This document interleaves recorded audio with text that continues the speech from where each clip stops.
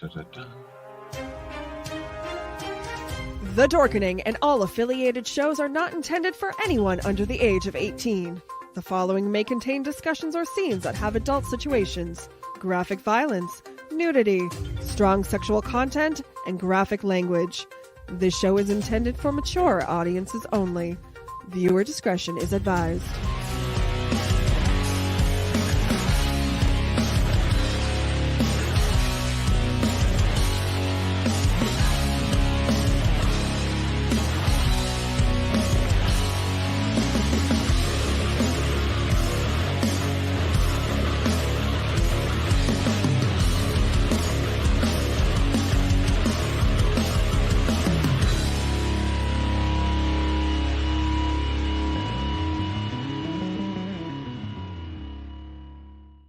Rise and shine, my sinners.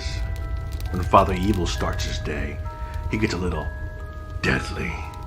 Deadly Grounds coffee has the richest, smoothest flavor you'll find anywhere. It's sinfully delicious. Once you go deadly, you never go back. Order yours at getdeadly.com. Coffee's so good, it's scary.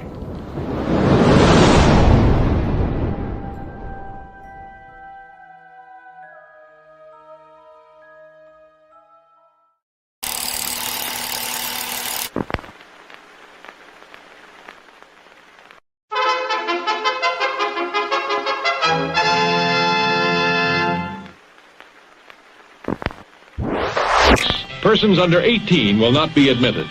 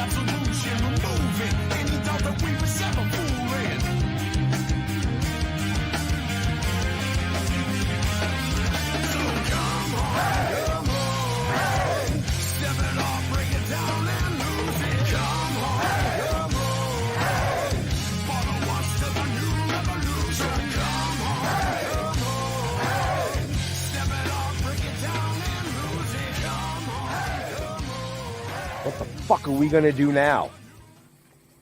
Get high?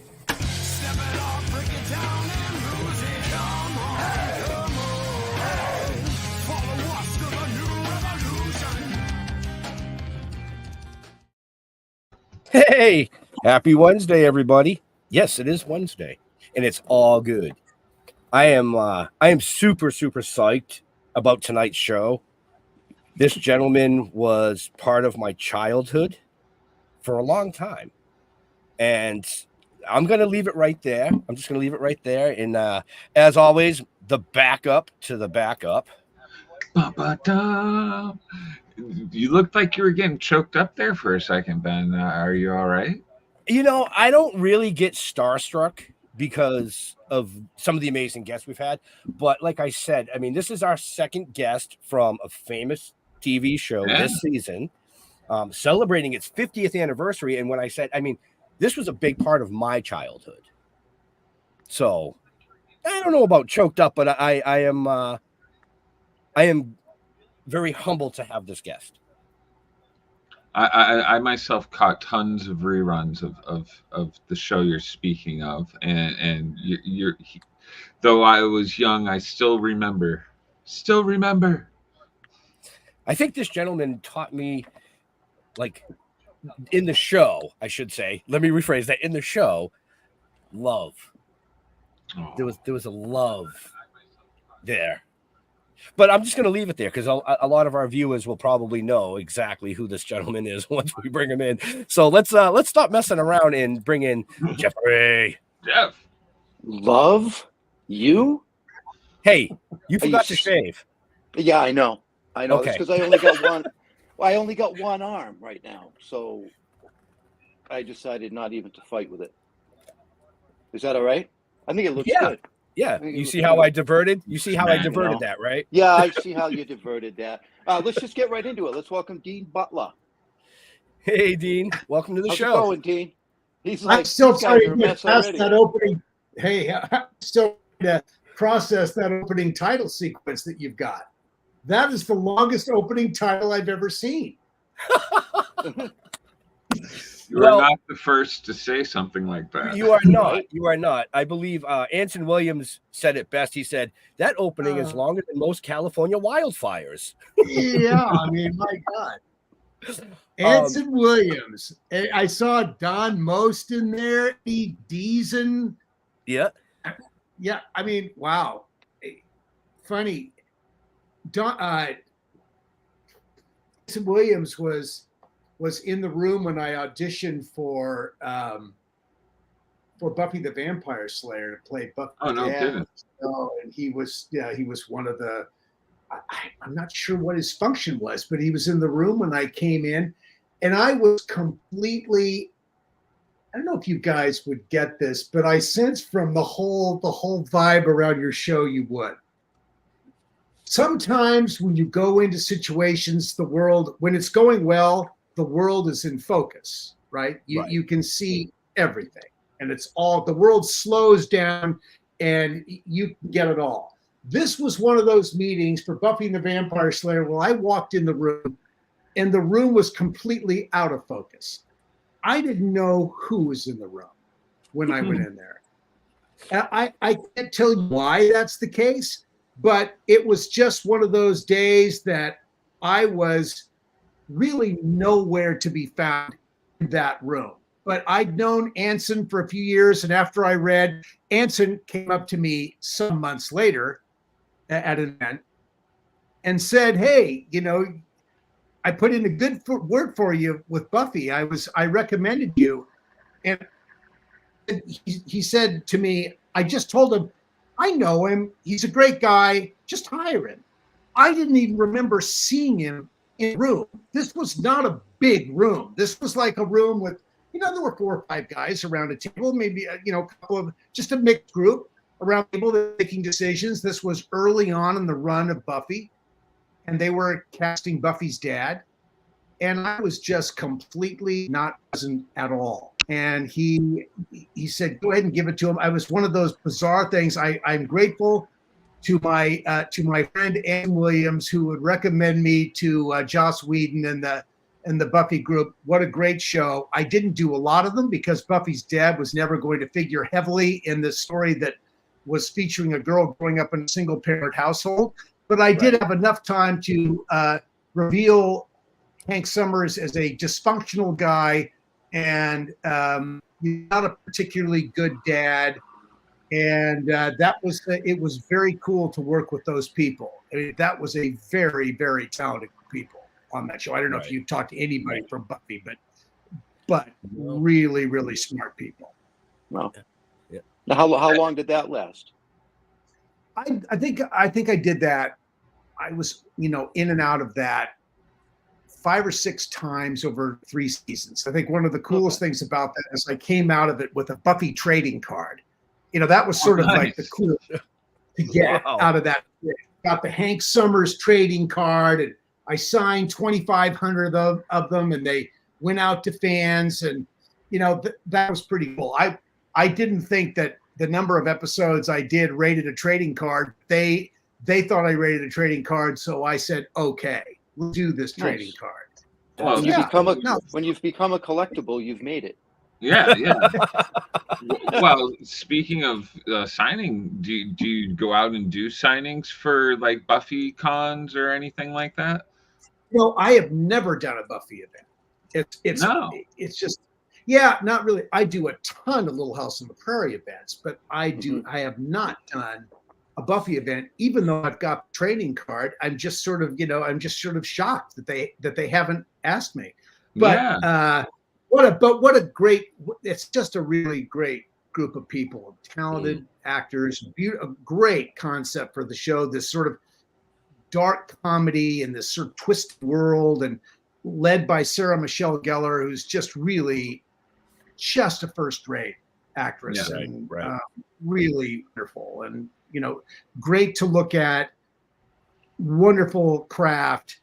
I mean, she was terrific in the show, really terrific. Very cool to be her dysfunctional dad on Buffy.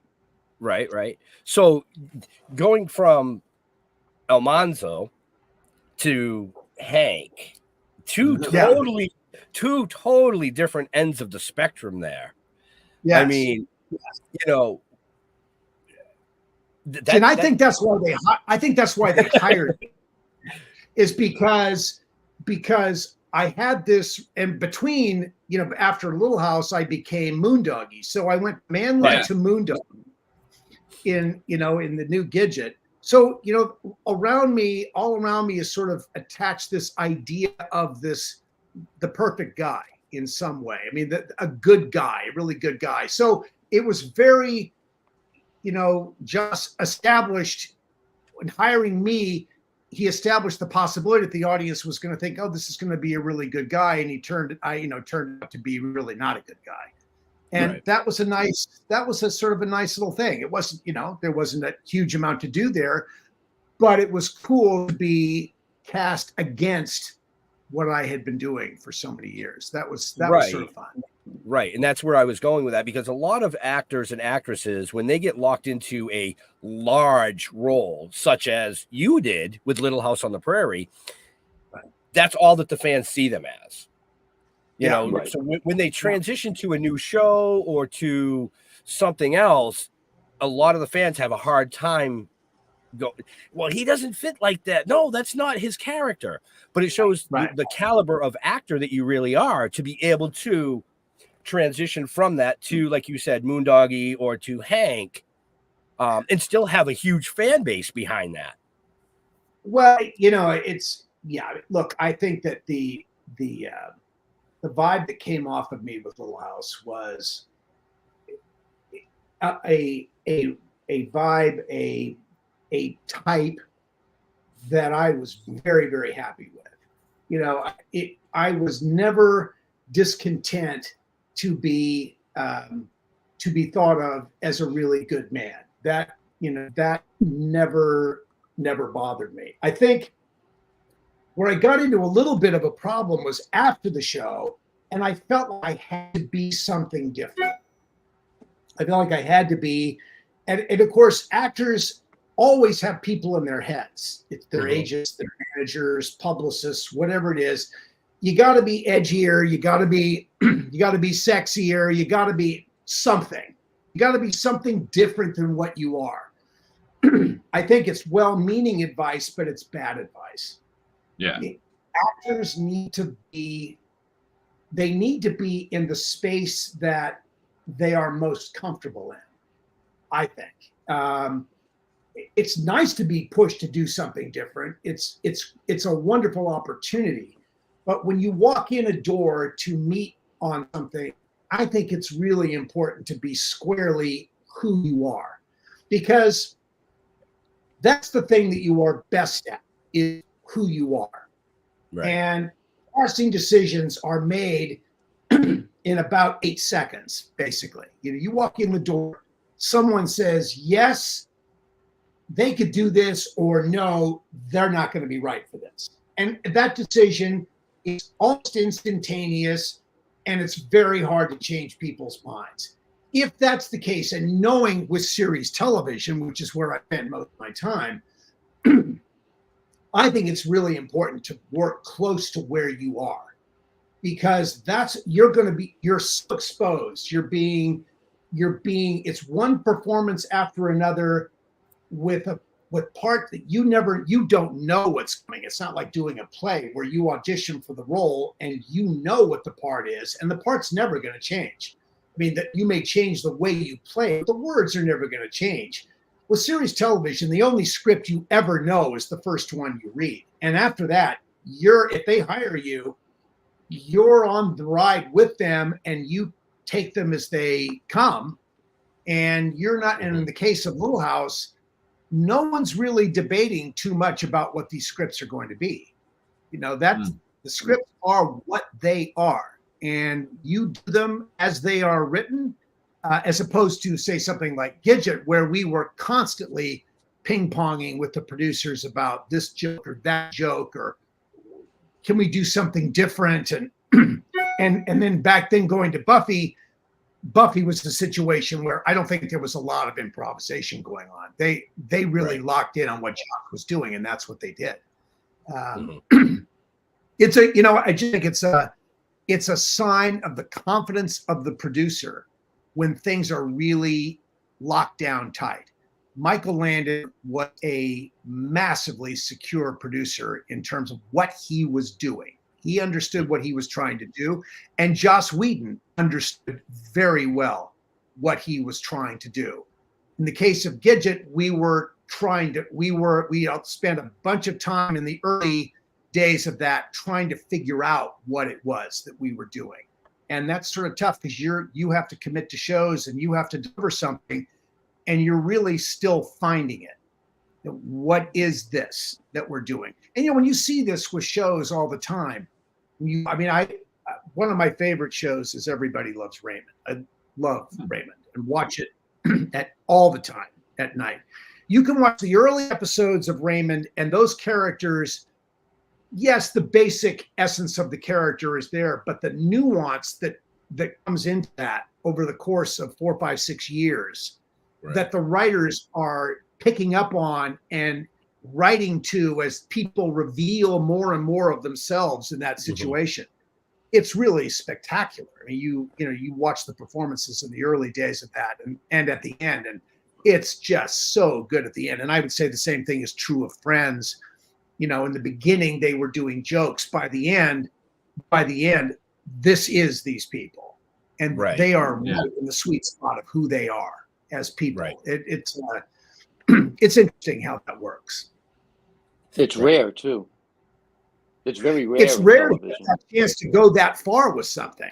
Yeah, absolutely. You know, people who do soap operas are getting if they're really working well on the soap opera, they're doing, 2 or 3 different shows a week. You know, they're in a lot. Maybe they're working every day, maybe not heavily every day, but they are building this thing that writers are picking up on and writing to every single day. And it's really important in those situations that actors bring stuff that writers can look at and process and build the mythology of the character around.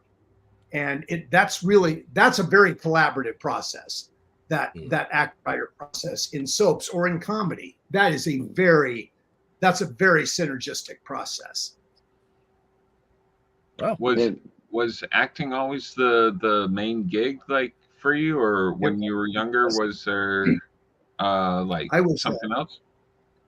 I was as a kid, I was painfully shy. I was the kid in school who was the AV geek. I was the kid who was running the projectors and backstage doing the lights, and I was that kid. I knew from early on that I really needed to be seen and heard, and I think most kids feel this way. This is nothing unique to me. We all in our lives need to find something that clicks, where our peers look at us and say, oh, you're good at that. When you're really small, if you're a guy, it's like, I'm sure you all remember this going to elementary school, where who's the fastest runner in the class? Oh yeah. It's that kind of, for the girl, who's the prettiest girl in the class? It's very simple, very distinctive, easy to prove or easy to assess superlatives. As we get older, I think those superlatives become more nuanced. And then it ends up, who's the best at math? Who's the best writer? Who sings the best? Who's the sexiest? Who's the biggest flirt? Whatever that is. But we develop all these kinds of superlatives. As a kid, I was looking for that thing that I could be seen, heard with. And acting was, I would never have thought in my early days that acting would have been that thing. I know a lot of actors who say they came out of the womb looking for a script or, wanting to, looking for a song and dance experience. That was not me. I wanted to be seen and heard. I wasn't sure how I was going to get there. It wasn't until I was a sophomore in high school. So I'm 15, something like that, and painfully shy, not particularly good student, because I was hiding all the time. I didn't really want to be seen. I didn't want to be an object of derision or ridicule or any of that. So I was just trying to lay low all the time. And my geometry teacher invited me to be the scorekeeper at varsity basketball games for our high school team. I was not a good geometry student.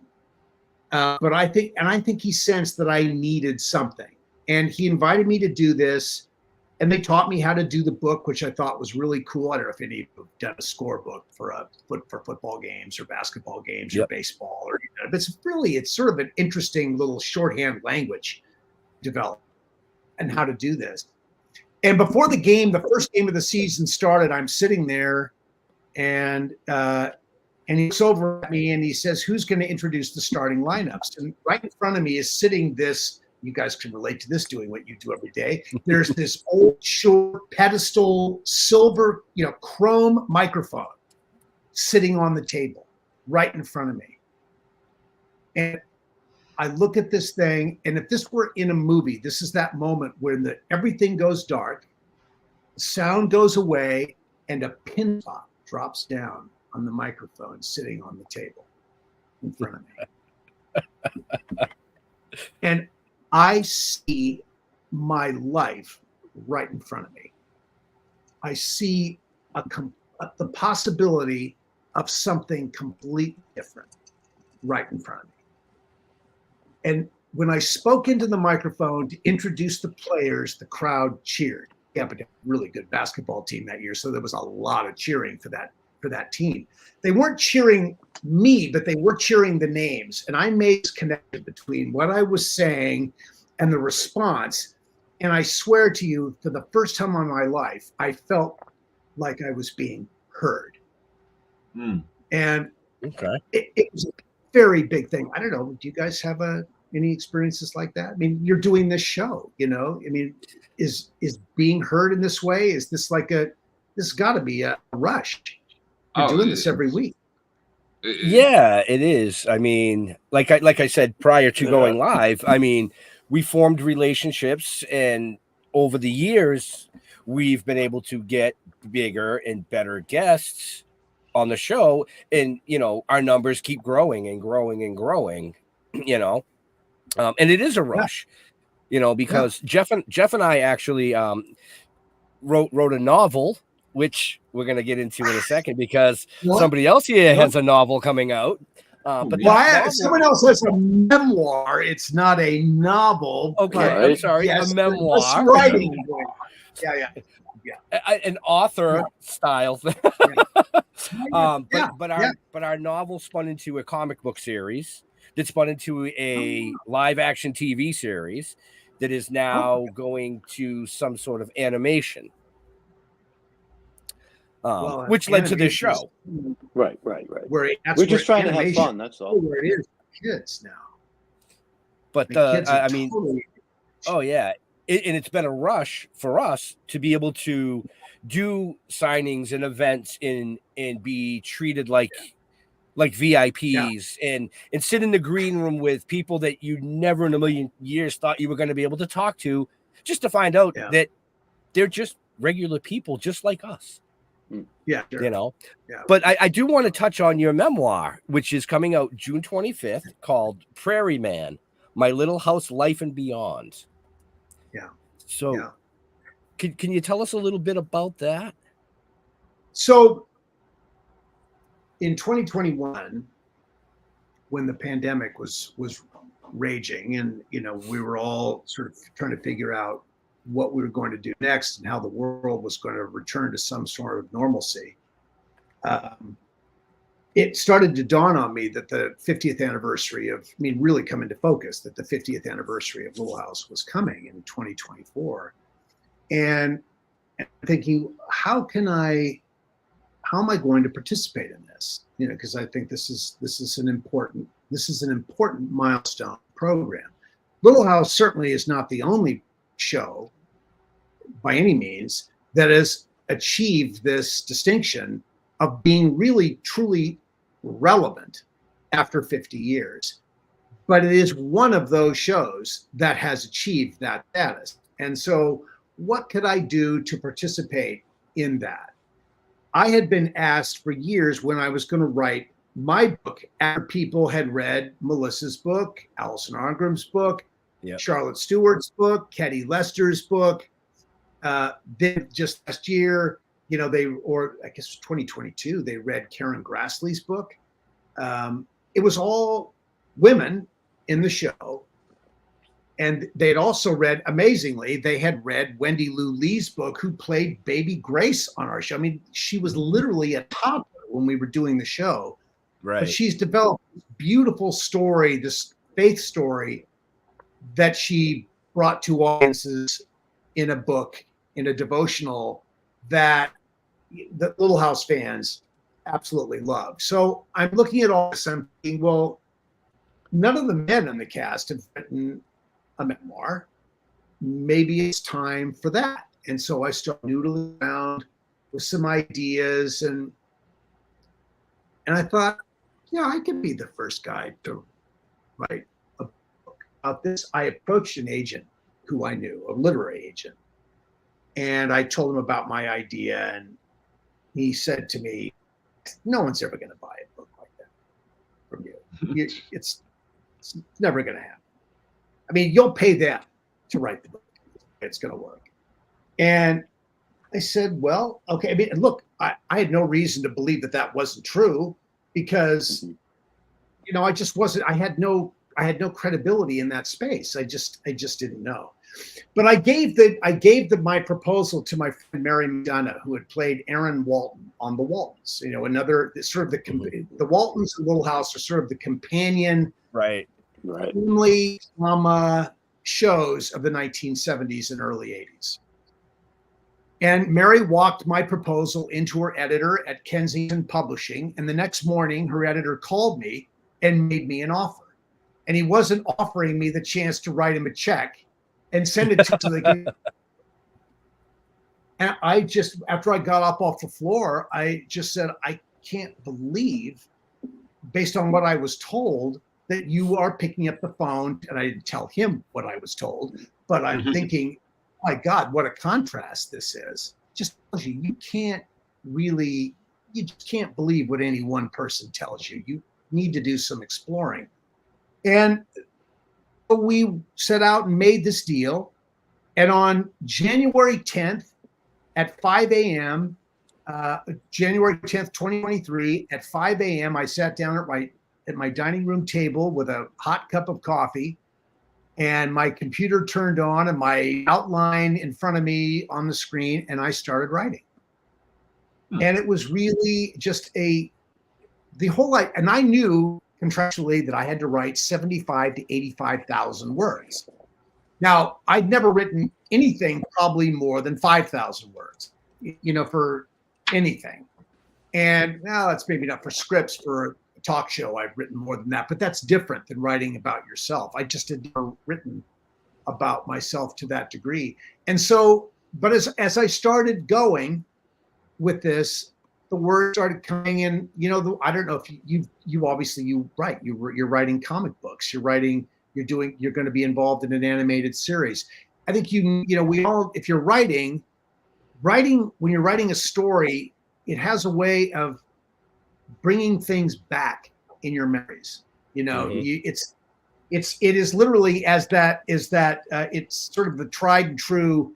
It's almost a cliche, but it's the reason cliches become cliches is because they're very descriptive and accurate. It's sort of memories are sort of like peeling back the layers of an onion. You more things come to you, and so it started to flow. And when I finished my first draft 7 months later, it was 210,000 words. And I'd had an editor following along with me, reading so I would write, I'd submit pages, they would look at it, they'd make suggestions, we'd make tweaks. So my 210,000 words became 96,000 words that we turned in. So I had exceeded my outside number with the publisher, so I felt good about that.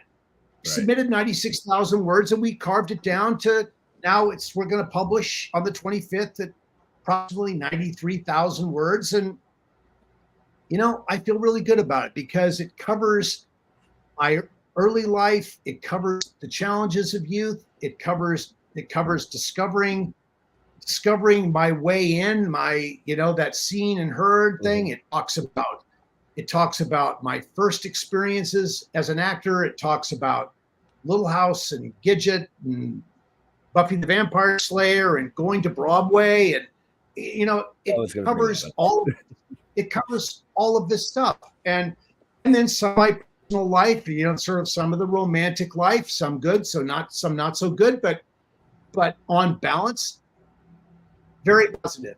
I'm hoping that if people sit down to read this, I'm hoping that what they will come away with is what is my most important thing with this is gratitude.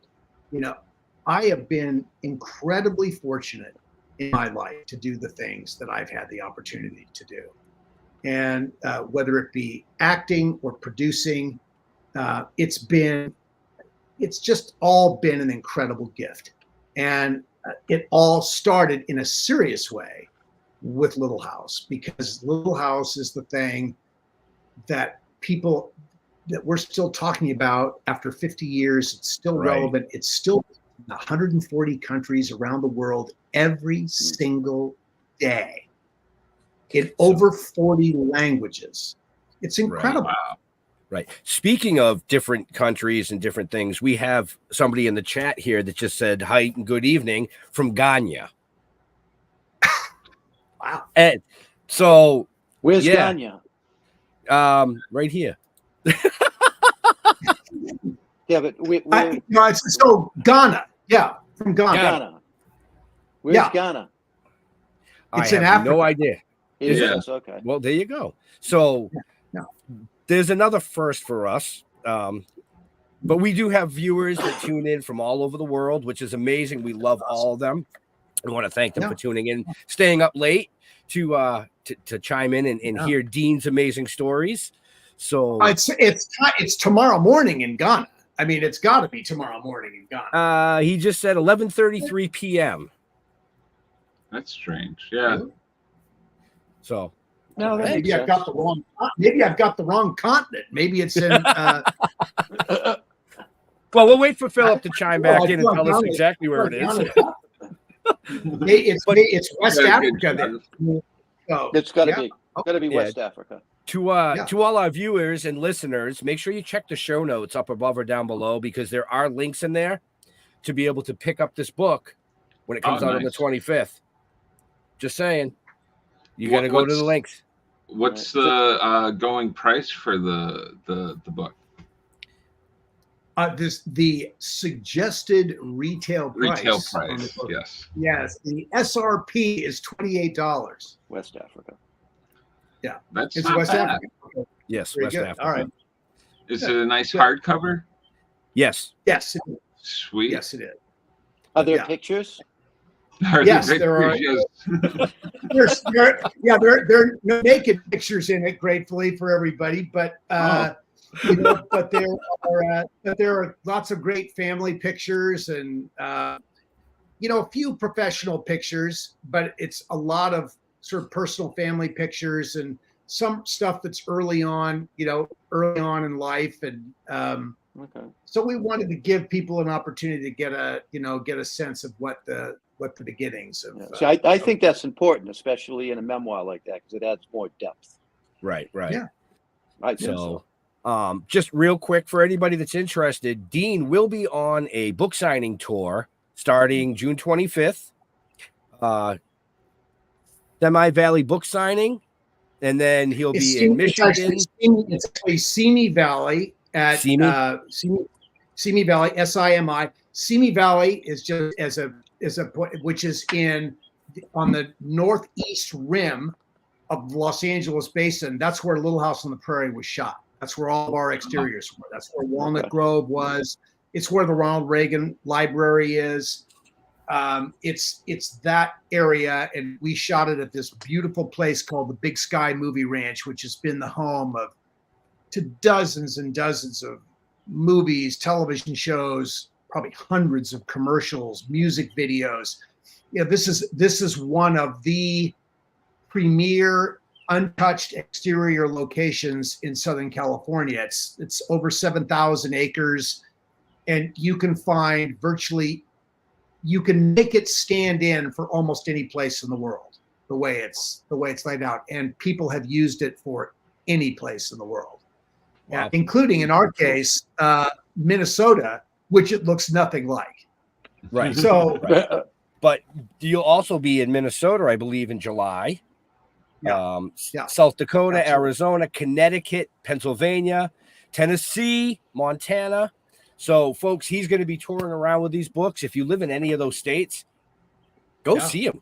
Get it signed. I mean, literally, Connecticut, he's going to be in Watertown, Jeff. So, what's that, like 2 hours from us? Wow. Yeah, 2.5, yeah.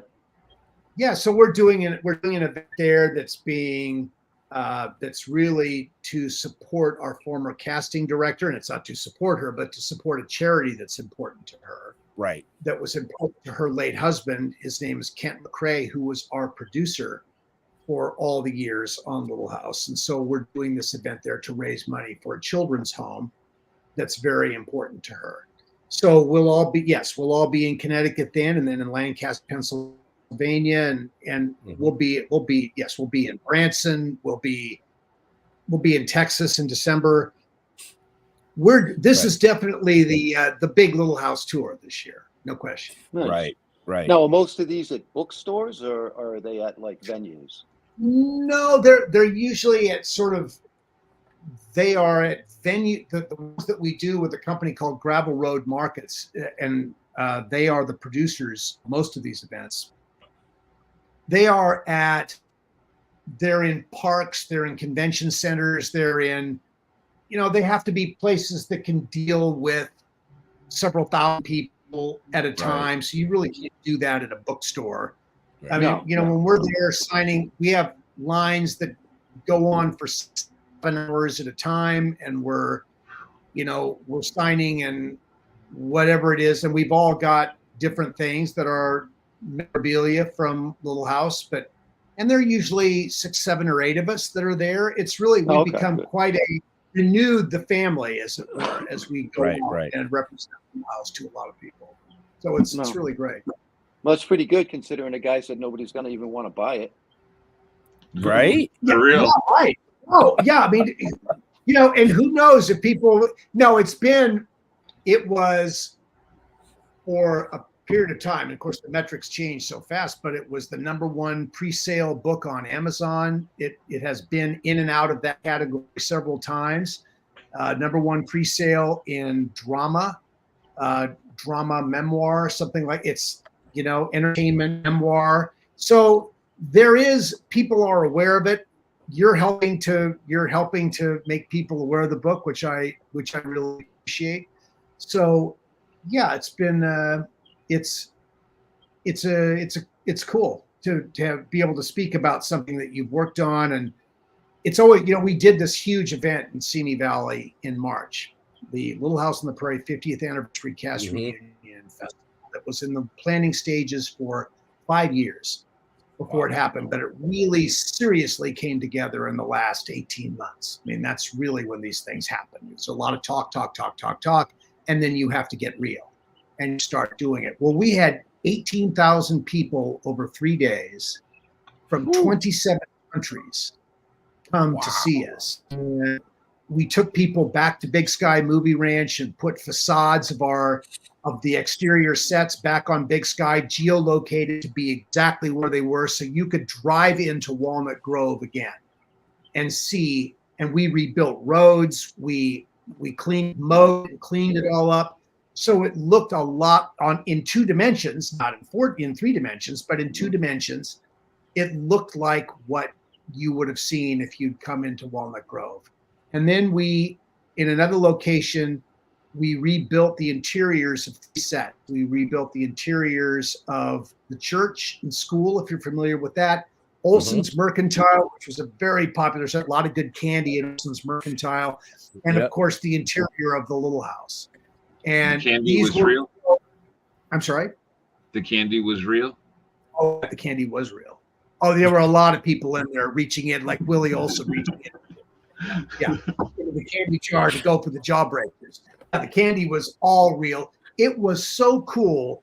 I mean, our props people did screen grabs of the interior of Olson's Mercantile from all the different angles that it was shot. And they went out and found just what was there. And so when people walked into these sets, they felt like they were stepping into something that you could have shot on. It was really incredible what with the work that was done. And we had people for 3 days in these endlessly long lines waiting to get in and see these things and meet the cast. And we did panels, and there was music, and there was original art and recreated costumes. It was just this incredible Little House love experience. Wow. That takes a meet and greet to the next level. I'll say that. Oh yeah. Oh yeah. Yeah. That's an experience right there. Yeah. Yeah. I mean, the lines were just off the charts. We've never seen lines like this. It was just absolutely amazing. What's that? He said only at the airport. Only at the airport. Yes. Going through TSA on a holiday, on holiday Thursday. Yes. Right. Maybe similar to that. Yeah. Yeah. Yep. That's why you have to buy your VIP passes in advance, folks. Right. Yeah. No, exactly. I mean, but we're sort of an egalitarian group. We did not, we all thought back to, when you go skiing and people buy special passes so they can cut the lines. We gave VIP people access to special food and special restrooms and, and swag that we created for them. We didn't give anybody the right to cut a line. We thought it was important for everybody to be treated the same in that situation, so that there wouldn't be the resentment of someone just stepping in front of you. We've all been there. We've all experienced that. I mean, I get it. It's great for the person who's got the VIP pass, but it leaves people feeling a little, not so happy. And we had some issues with the event because of the long lines and so on. And we had rain on the first night, which limited our ability to give tours on the Saturday. But I tell you that I'd rarely been in a situation where I saw so many happy people. This was a situation where I had a group of people, cast, crew members, fans from all over the world coming together, looked at each other in the eye and celebrated the fact that they loved this program. We all loved and love this program. Right. And there's just an enormous sense of good feeling that comes from that. And we all shared that together. And I think that's so much of what the Little House experience has been for all of us for so many years, is just this amazing sense of positivity about what we did together and what fans have experienced with all of us. And it's a wonderful shared thing that we all have. Go ahead, Jeff. Has there ever been any talk about doing, I'll call it a special? You get the whole cast together and you do a Little House 50 years later. I'm sure there's been talk. Yeah, there certainly has been talk. It's a very tough deal to make. I will tell you. I would think. I just don't think it's the kind of thing that's going to be particularly easy to get done. Yeah, mainly the main reason it's going to be difficult to do is because you have no Michael Landon. Right. And it would be a good way to honor him, though. Oh, it would be an incredible way to honor him. Well, I mean, in our 50th anniversary event, we spent a lot of time honoring Michael. Mm-hmm. Everything was geared towards honoring Michael and honoring Kent and honoring those members of our cast who are now departed, who were so central to making the show as beloved it was. There was a lot of that, but to go back on camera and do it again, I feel like yes, it's tempting, it's fun to think about, but why screw around with something that was just so perfect the way it was? Right. And Michael, that's one of the reasons Michael blew up the Walnut Grove at the end of the series. I don't know if you guys ever seen that, but that last farewell where dynamite all the buildings, away they go up in a cloud of smoke. It was some pretty dramatic explosions. Michael never wanted to be in a position where he'd have to go back to it. And look, they had to take all the buildings down when the series was done because Big Sky Ranch had to be returned. Yeah. That part of Big Sky Ranch had to be returned to its untouched state. And so they would have to be taken down. But I think Michael really did not want to have to deal with the pressure of having to store these sets and wonder when the call was going to come and the money would be offered that would be very hard to say no to. Although Michael could have said no to any amount of money because he was, he had done so well. But I just don't think he wanted that. I think he wanted it to be closed up. It was a pretty dramatic bow to wrap this thing up with, and it was memorable for all of us. I really think he wanted that, and he just didn't want to revisit it. And then going beyond that, the right situation, and that's like, we don't want to talk, business rights and all that, but it's a very complex property in terms of who is it and the rights that are involved and who has to get paid and how much. And it's probably better just to leave it alone. Right. Makes sense. Yeah. I'm just, I'm sure a lot of people out there are asking and wondering the same thing. You know what I mean? That's why I brought it up. Oh yeah. Right. But I think it makes perfect sense. Yeah. The end is the end. Yeah. What I could see with that is similar to what Friends did, where they did the cast reunion live for a studio audience, but broadcast live to the world so that people in West Africa or over in the UK or in Australia could actually tune in and be like, whoa, you're like, here's the whole cast and reliving some memorable moments. And I could see something like that being a huge, huge hit. Yeah, I look, and I would totally agree with that if everybody who really centrally important to the show was still with us. If Michael was here and Victor French was here and and Catherine McGregor and Richard Bull and all these, Kevin Hagen, Babs Greer, all those people were still with us, and they would have been really, really old by now. But, then it would have made sense, I think. But without all of those people, it's fun. Now, what we did in CME was really nice, and we shot all these panels, and the panels will be made available for people to see at some point, and they're wonderful conversations about the show, and those things, like your show, will be streamed. And at some point, or they'll be on display where we're going to rebuild the sets again and put them in another location back in Simi Valley. That's coming. Our bus tours that we did at Big Sky are starting again this weekend in Simi Valley. if people are in Southern California listening to your program today and they are intrigued with the idea of going on a Big Sky Movie Ranch tour of Little House on the Prairie, they can go to SimiValleyChamber.org and follow the links to bus tickets for our bus tour. And we had, more than 2,000 people go through the ranch during our event in March that happened the 22nd, 23rd, and 24th of March.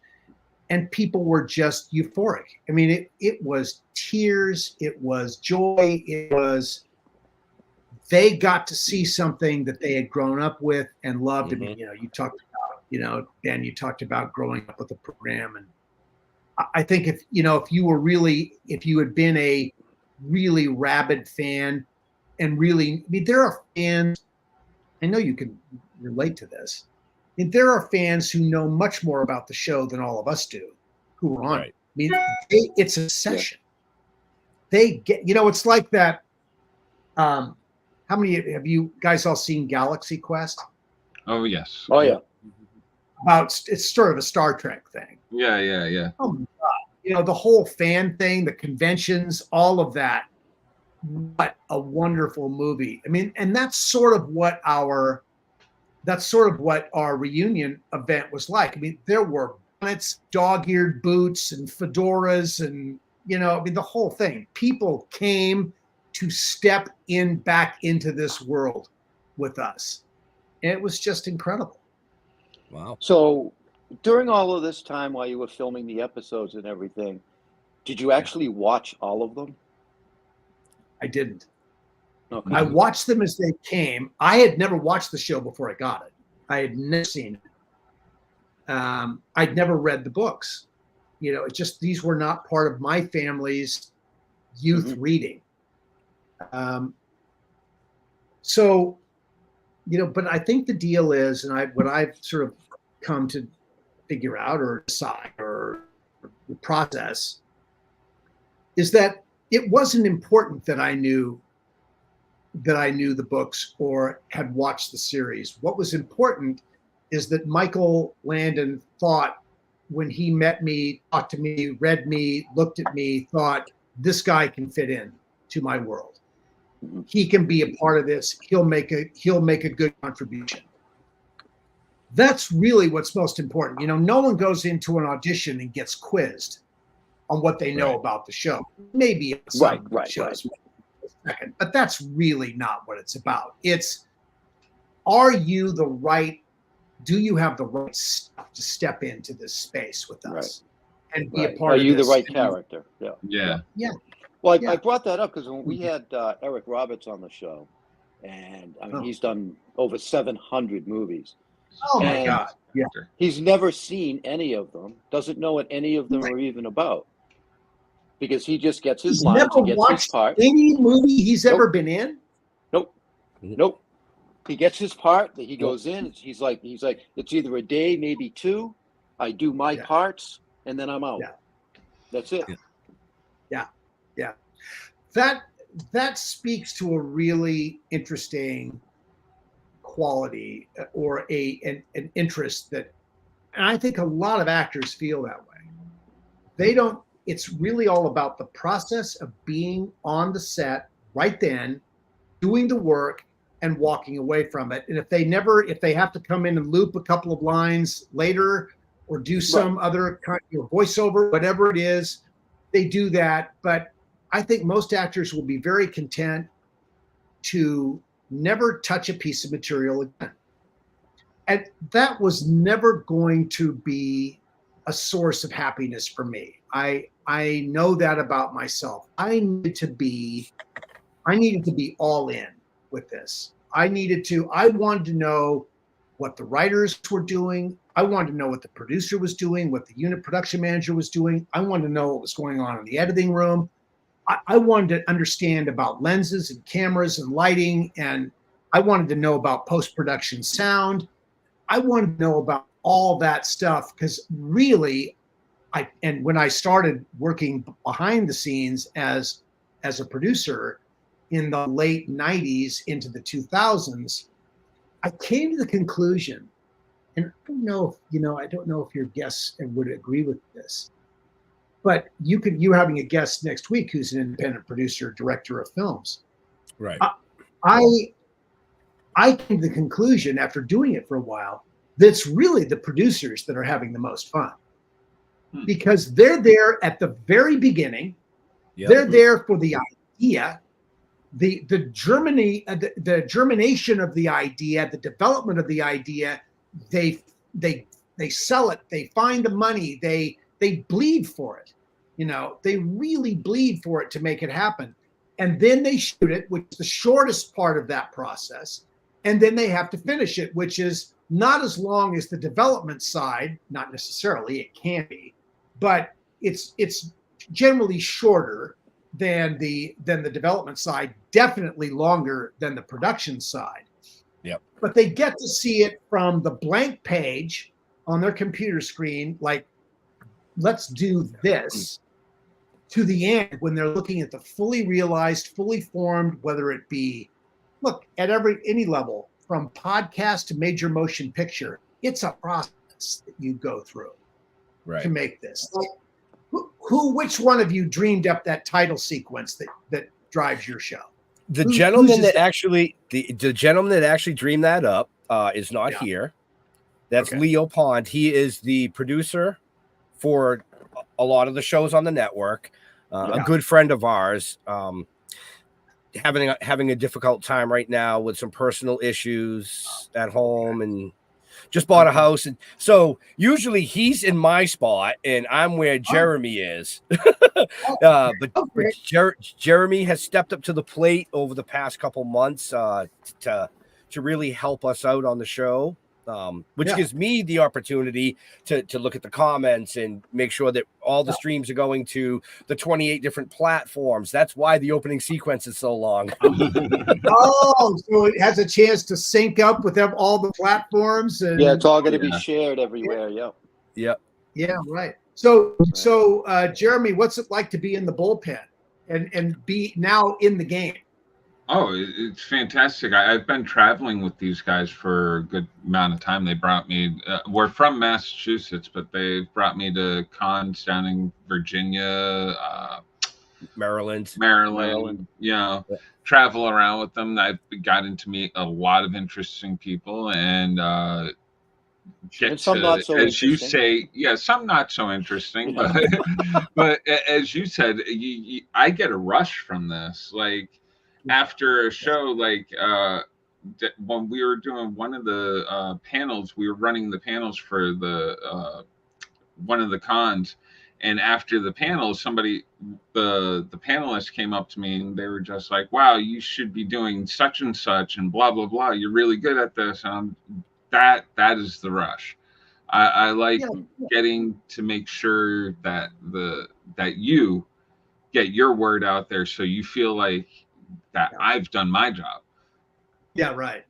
No, but we don't want our guests. We don't want our guests to feel like they're sitting in a studio somewhere and it's going to be this question and this question and this question, and what's coming next. And we want we like our friends to be comfortable and just kind of chit chat. You know what I mean? Yeah. So I'm curious. Do any of the three of you play golf? I used to. Jeff and I used to do this thing that was kind of like golf. We would hit the ball, but I mean, I could drive that ball pretty damn far, but I could not putt for the life of me. So I'd get it on the green, pick it up and go, give me whatever you want. Next hole. Right. Now I'm one of those that I could putt, but when it comes to irons, I'm a worm burner. Wow. I can't get the damn thing in the air. So that's how I am with driving. So I'm curious. I mean, have the three of you watched a show I did for Golf Channel for 10 years called Feherty? I have not watched it, but I have heard of it. Do you know who David Feherty is? Yes.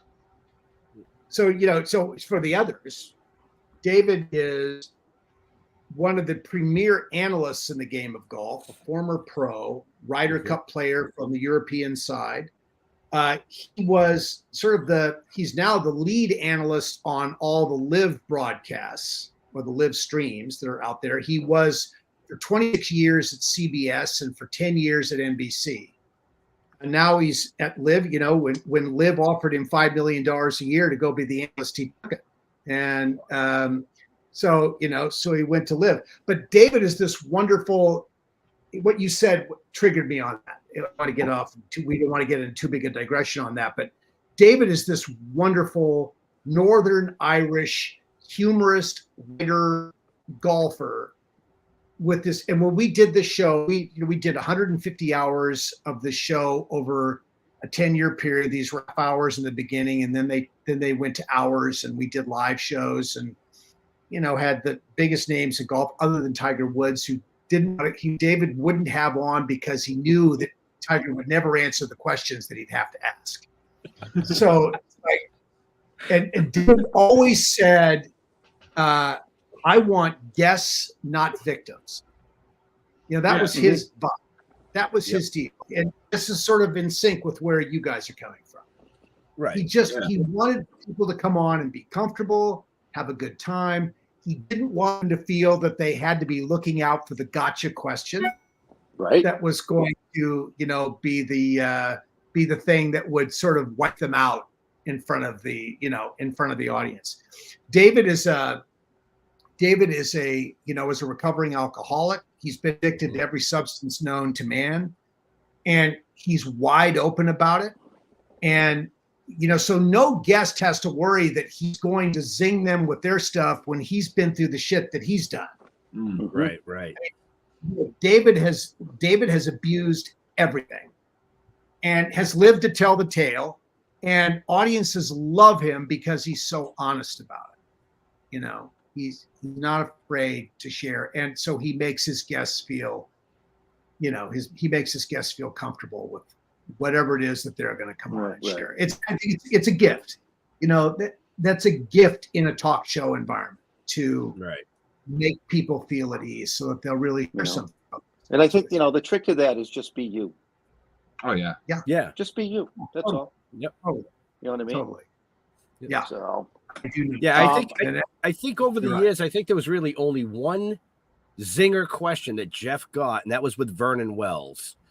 And he brought up the fact, he asked Vernon, so what did your mother think about you being in a porno? And he was like, whoa, where did you find that? But he answered it, and he was a good sport about it. And he had a blast on the show. Wow. That would be if you weren't expecting that, that'd be a tough one to get. Right. Oh, yeah. Right. Yeah. But I thought he handled it very well. Yeah. Very well. Good for him. Well, he asked me if I watched it. He's like, how do you know about that? You watched that shit? So yeah, he was a great sport about that. But I think that would always be a good comeback in a situation like absolutely. That. Right. We are running over time. We're having a blast, but I don't want to keep you all night. So I am going to say, Jeffrey, do you have any last questions for our amazing guest? Yes, I have two. I know you do. My two. Yep, I have two questions. First one, what do you like on your pizza? Oh, well, okay. I'm sort of heavily go into the meats, so I like sausage, pepperoni, a lot of cheese. And I like it. I like it really spicy. I mean, I'm pouring the pepper, the pepper flakes on there. I want it to light me up. You're the guy who those are for. Right. Okay. Why is there pepper flakes on the table? Anybody use these? Yeah. No, I love it. I love that. I put those on anything. Right. Have you tried adding diced up chili peppers to it?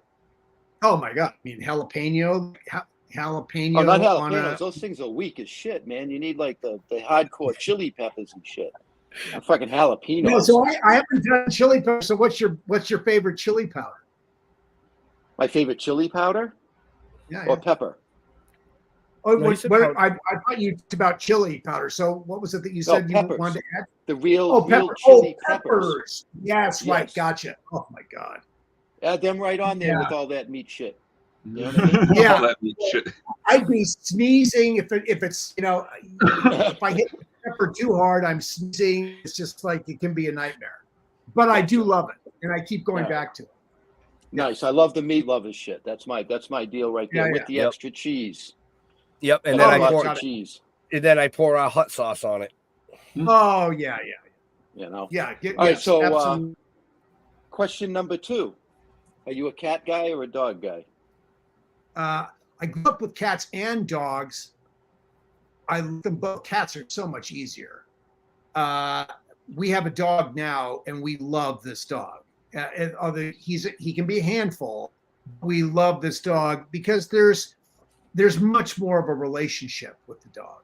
Mm-hmm. You know, you have a relationship with your dog, and you feel like they are connected to you in a way that maybe you get with a cat. But I think cats are You're more so of a solid. servant. They can take you or leave you, really. Yeah, you're more of a servant to a cat. Yeah. Oh yeah. Absolutely. Absolutely. And look, that's so easy. You can leave the cat. You can't just get up and pick up and leave the dog. That's a real problem. Yeah. You can take off for the weekend and just throw some food on the floor for the cat. Yeah. Oh yeah, totally. Yeah. Yeah. So I definitely, as a preference, dogs definitely. Okay. Excellent. Yeah. Jeremy, I just want to know, since you've done all these cons and stuff, what's one of the most interesting fan interactions you've had? Oh God, ones that really are touching to me are the ones where women come up to me after, during the day, and they'll tell me, you were my first crush, my first love, my first, and sometimes they'll come up to me and say it in a way that's very light and easy, and they're there with their husbands, sometimes with their children or their grandchildren. But they can share this, and what's cool is that they've reached the point in their life where that little piece of connection in their life is fun for them, and they can share that, and there's nothing on it that is uncomfortable for them. Mm-hmm. I also have women walk up to me with tears in their eyes and tell me that I was their first love, and they'd be ready to start again right now, and go. And isn't that called a stalker? Yeah, well, it could be. Yeah. I haven't had anything like that happen. But the affection that comes at all of us, really incredible. I mean, and the other thing that always blows me away, and anybody who's done a long-running series will tell you this happens. People really think I'm married to Laura. They think that I'm Almanzo, and we're really married. And how are we doing? And how's the house? And how's Rose? And I mean, I really, when you look at people, you sort of, are you pulling my leg, or is this for real? And I think in some cases they're pulling your leg, and they're having fun with that. But there are people who absolutely believe that this is real. And they think that, how are things in Walnut Grove, and, all of that. And it's really wild. And, you don't want to blow that person up. Right. They would tell you that, but it does make you wonder about someone's sense of reality and what's really going on in their lives. And right. So that's a little, perhaps a little uncomfortable. Yeah. But in the main, it's a very sweet thing. People love it, and they share that with us. And it's just this incredible affirmation and gift that we did something all those years ago that still matters to a lot of people. That's pretty great. Cool. Right. Yeah. Right. So, that's all from me. Yep. So I'm going to ask the question that our producer usually asks, that Jeremy sometime will ask. Okay. What does Dean geek out about? For instance, there was a guest on who really totally geeked out about the history of sunken vessels, something that not a lot of people would know about. What really gets Dean? Wow. Well, what really gets Dean is I'm not going to tell you. Must be a Vernon Wells thing. But I will tell you that I had a very fun experience years ago, and I was in Las Vegas, or no, I was in New Orleans, flying back to Los Angeles, and I'm sitting in the in the boarding area of this flight, and I look over, and this was 15 years ago. There's Jerry Rice, San Francisco 49er, All-Pro wide receiver Jerry Rice, looking very dapper, and he's obviously he'd received an award, and he's wearing whatever the blazer was that he got and all that. But Jerry Rice, if you were a San Francisco 49er fan in the early to mid 80s into the 90s, Jerry Rice was bigger than life.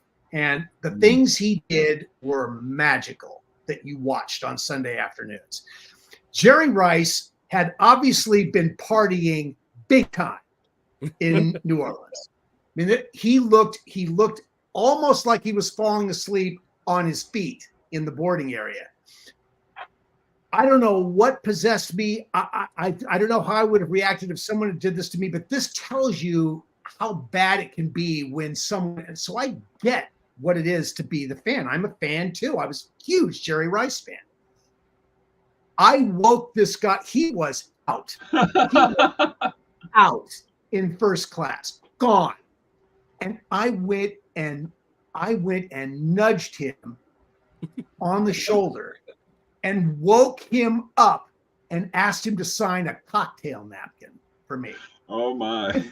Afterwards, I felt like, how big an idiot are you to have done this? The really cool thing was, because he could have just bitten my head off. Mm-hmm. He could barely open his eyes, but he was so cool about it, and he signed the napkin, and like he put the pen down and he was gone. It's just like boom, out. Wow. But he responded to Jerry Rice knew something that I think that people come to understand when they do this. And I'd like to think that I did too. I wasn't respectful of his space at all. But what I do understand is that people can go a little bonkers when they are around somebody that they feel like they know and admire so much. And they don't know, they'll do things that they might not do in any other situation, much to their chagrin and shock to themselves. They will do ridiculous, stupid things. I did that with Jerry Rice. He signed it. So, now when people will come up to me at an event and I'm eating a meal, or I'm doing something else that's requiring some concentration, and people come up to me, and because I woke Jerry Rice up out of a stupid sleep, I will answer any question, talk about whatever they want to know about. I will be all in for them, because I realize in retrospect, thinking about it, how hard it is to walk up to somebody you've had. On the one hand, it's very hard. On the other hand, you're just sort of, it's a force that takes you there. You're sucked into it. And you sort of have to be respectful. If you're on the receiving end of that, you have to be respectful of what that energy is, and you don't want to damage it. Mm-hmm. Well, and you also understand that, it's the fans. Without the fans, it don't exist. You're nowhere. Yeah, you're nowhere. It just doesn't exist. Yeah. So that's respect to the fans. That's how I look at it. Yeah. I played on a celebrity basketball team back in the 1980s, and I was on this team with a couple of really big time soap stars that just had like massive fan followings, and women loved these guys. And we were in a restaurant after a game, and women were coming out of the woodwork to come on to this guy. And he was so rude to these women. I mean, he called them every name in the book to make them go away. I mean, really, it got a little gross in what he was willing to say to these people. And I said, wow, when the last one went away for a while, when there was a break in the action, I turned to him and said, how do you do that? These people love you. And he said, they love the abuse. They love being told F off and, get the hell out of my face and whatever else he tells them. Now, I don't know if that's true, but that's how he processed it. It didn't mean the women all giggled as they went away. I mean, no one threw a drink at him. It's like they just sort of expect that this is who he was. Of course, it was a lot like the character he played on the soap opera. So maybe that's I was just going to ask. That might be a part of it. Rudeness, I just couldn't wrap my head around the rudeness. That was really, so I will never behave that way. No. I'm a firm believer that there's a polite way to tell somebody to fuck off. Oh, look at that. We made it an hour and 15 minutes and the first F-bomb comes out at the end of the show. Well, all right. So you want a Samuel L. Jackson story? Oh, I mean, no one says fuck off the way Samuel L. Jackson does. No. I mean, it's like, it's all like, it's just like Blue Streak. Samuel L. Jackson was bemoaning to David Feherty after an interview. We were doing a walk and talk after they did an interview. And Samuel L. Jackson's a wonderful golfer and so on. But they're walking along and Samuel L. Jackson said, I can't tell anyone fuck off or hurt their feelings anymore. Because they love you tell them they're a motherfucker and get, they just think it's the greatest thing in the world. Oh, right. Motherfucker, this guy's a motherfucker. He's about they love it. And so he said, I can't insult anybody anymore. So his thing that makes him so popular also makes it impossible for him to push people away. Could just keep coming for more. Right. That's funny. Everyone's got something. Right. Yeah. Wow.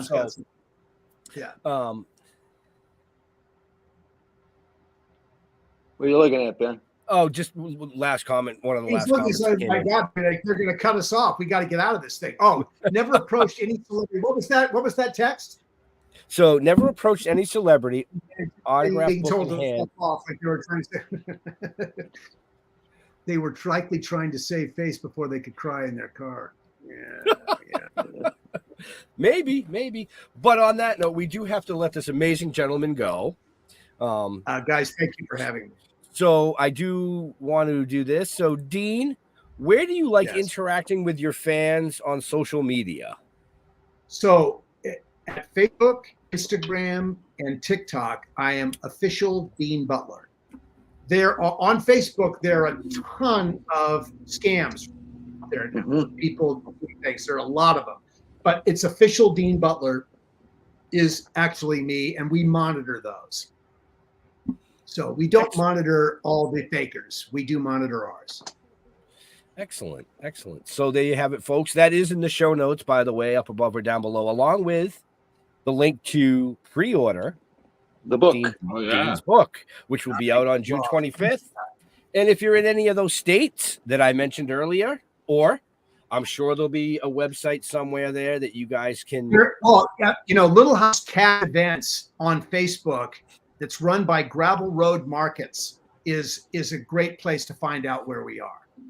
So you might want to put in your notes as well. Yeah, Little House Cast Events on Facebook. And Gravel Road Markets is another place that you can find. There are those places where our information is out there. Thanks for awesome stream. I did like Buffy Little House, and I wish you all the best. That's very nice. From Undead Ramen. That's cool. Right. I didn't realize you were putting these things up during the stream. I was looking at my computer all the time. I wasn't looking at the notes. So we had. That's okay. So, Jar Jar.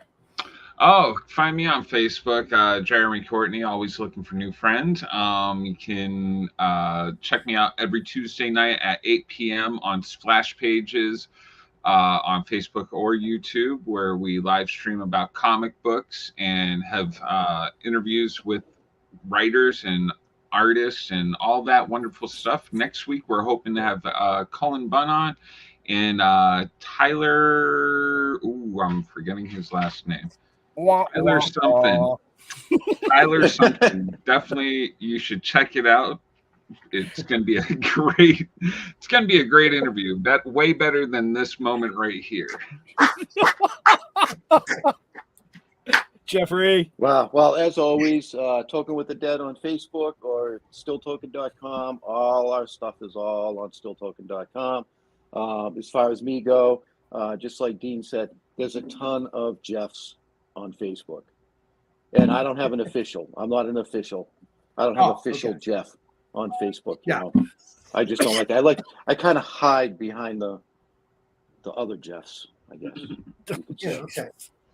So go to stilltoking.com. That's where you can find out everything about us. Cool. Excellent. Like Jeff said, stilltoking.com. If you're in the Massachusetts area this weekend, we will be in Greenfield, Mass at the Grumpy Cup. Yes, the Grumpy for 2 days, Saturday and Sunday. So if you're in Massachusetts, come out and say hi to us. Want to thank Dean for taking time out of his busy schedule to come out here and chat with us. I hope you guys enjoyed that. Definitely pick up his book. I'm going to have to look at the tickets to the Waterbury, Connecticut show. I might have to take a little trip down there. So I think that would be a great time. But in all seriousness, as usual, to all our veterans and first responders, we want to thank you for doing what you do so people like us can do what we do. Stay safe. We'll see you next week. We're out of here. Maybe. Wait a minute. Ben's got to find the right button. There it is. There it is. So come on. Step it off, bring it down and lose it. Come on.